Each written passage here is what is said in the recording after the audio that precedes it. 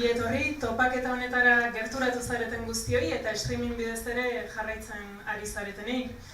Ibilaldiaren antolaketa lanetan bete-betean murgilduta dago Lekitxoko Azkue ikastola, eta ibilaldi aurreko giro horretan ikastolen elkarteak hezkuntza ereduari buruz hausnartu eta bestelako hezkuntza ereduak eta aukerak ere irudikatzeko aukera eta plaza eskaini nahi izan digu hemen.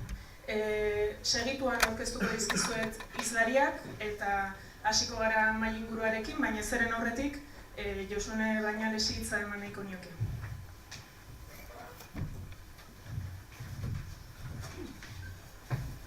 Eskerrik asko. Arratsaldeon, lagunok. Ibilaldi elkartearen izenean ongi etorriak guztiok hezkuntza pauso bat haratzago izeneko topaketa honetara. Jendartean, bolo-bolo dabiltza hezkuntzarekin lotutako hainbat hausnarketa, eta horiek plazara ekartzeko ahalegina egin nahi izan dugu. Hezkuntzaren inguruko hausnarketa eraikitzaile bat bultzatu guran. Eskerrik asko, eskuzabaltasunez erantzun diozuelako hitzordu honi. Legegintzaldi honetan posible da hezkuntza akordio edo lege baten eztabaida mahai gainean izatea legebiltzarrak. Dagoeneko eztabaida hori Legebiltzarreko Hezkuntza Batzordean eman da. Testuinguru horretan, eragile ezberdinekin iritzi elkartruke bat aurrera eramatea interesgarria izango zela pentsatu genuen.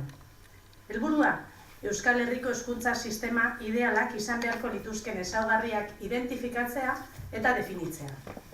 Horrenbestez, orain arte plazaratutako desadostasunetatik haratzago begiratu nahi dugu. Halaber, adostasunerako gakoak eta elementuak identifikatu eta denok elkarlanean gure herriek behar duen hezkuntza sistema diseinatzeari ekitea da xedea. Eta hori guztia jendartean aurrean, gizarteak jakin dezan zein den eragile bakoitzaren proposamena aipatutako helburua lortzeko.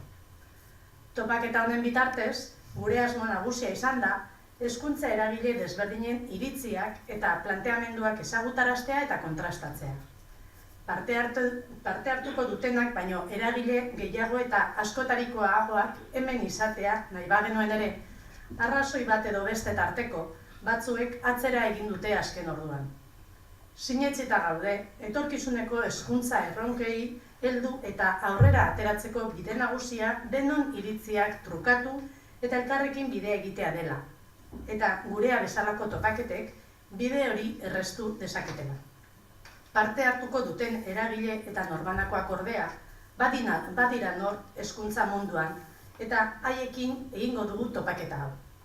Ea, espero dugun bezain aberasgarria suertatzen den.